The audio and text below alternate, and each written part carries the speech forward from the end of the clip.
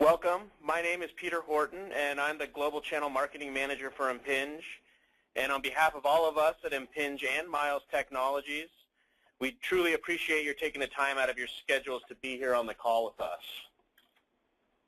Now, joining me today is Tracy Hillstrom, also from Impinj. She's our Senior Product Line Manager, responsible for the Speedway Reader and Antenna product portfolio. And Tracy's going to kick things off with a quick introduction of Impinj for those of you who are not familiar with us, and then at a very high level discuss the trends of asset tracking and the benefits of using RFID to accomplish it. And also joining us is Tom O'Boyle, Corporate Vice President of Miles Technologies. And Tom's really the reason we're all here on the call today.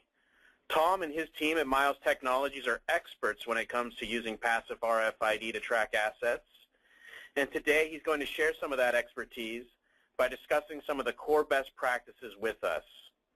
Now, before I hand the controls over to Tracy, I just wanted to let you know that today's presentation should take about 25 minutes, leaving us with about 5 minutes at the end to answer any questions you may have. All right, Tracy. Thanks, Peter. And thanks to all of you who have taken time out of your busy day to join us today. As Peter mentioned, I'm just going to do a bit of an introduction and a level setting on passive RFID in asset tracking and leave most of the time for the star of the show, Tom O'Boyle from Miles Technology.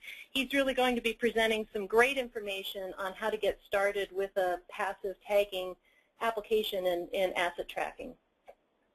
I wanted to start just by giving an introduction to Impinj. Many of you may not be familiar with Impinj, and the reason is that we're largely a technology provider. We are a leading provider, the leading provider of UHF RFID technology in the market, and we provide the technology through 3 product lines. We have a product line called our Monza product line for tag chips, and these are the tags that go into the RFID inlays. We also have a tag line called our Indy product line that has RFID reader chips.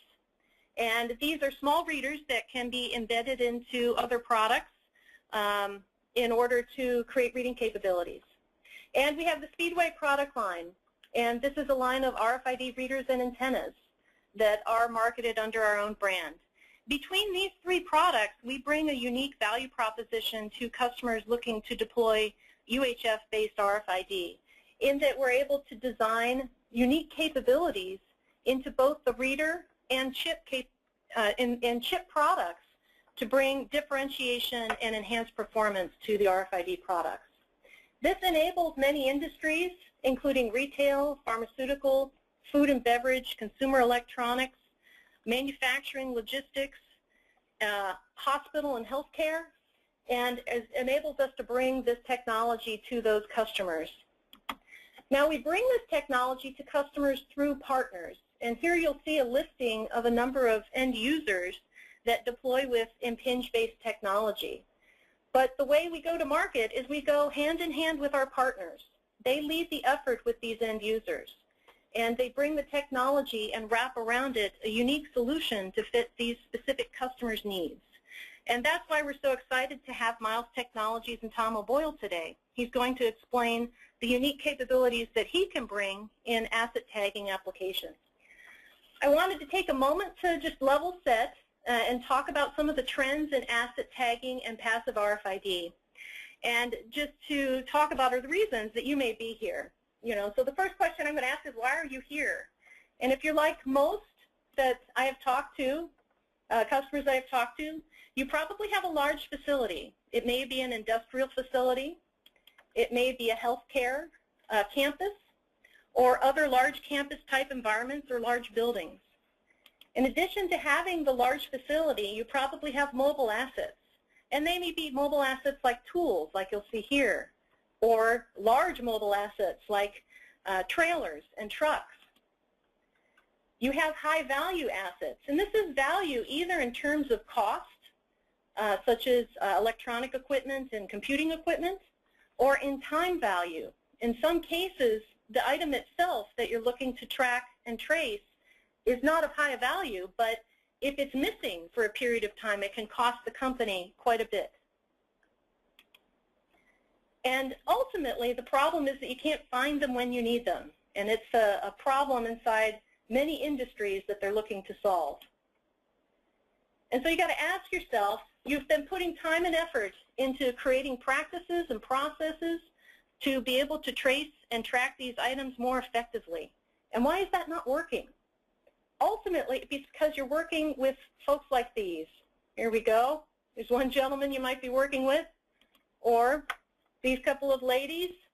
And ultimately, no matter what process or practice that we create, it is inherent with a bit of failure, and because it relies on human beings who tend to be error-prone. And so what we want to do is look at practices that take the human equation out of the scenario. You're not alone in looking to do that. There are many, many companies out there that are looking for a fully automated solution that operates without human intervention. And for the most part, they're looking today at passive UHF RFID technology to help accomplish that.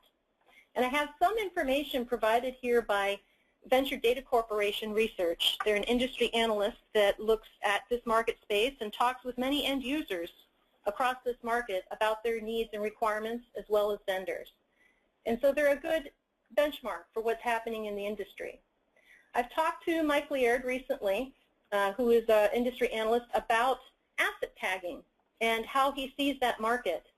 And you'll see over to the right, I have a pie chart that is specifically some information on market, on the asset tag tracking with RFID technology. And you'll see each pie chart there is a different technology. The largest one is passive UHF. In some cases, I think the technology that it's replacing is high-frequency technology, where you see more and more people moving off that technology. In some cases, it will always be around, but moving towards passive UHF, and we'll talk about why in a minute. It's also a large growth segment. So you'll see a 25% compound annual growth rate over about a 5-year period in passive UHF RFID. Significant growth. This is all these people coming together trying to solve this common problem of how they track and trace and find these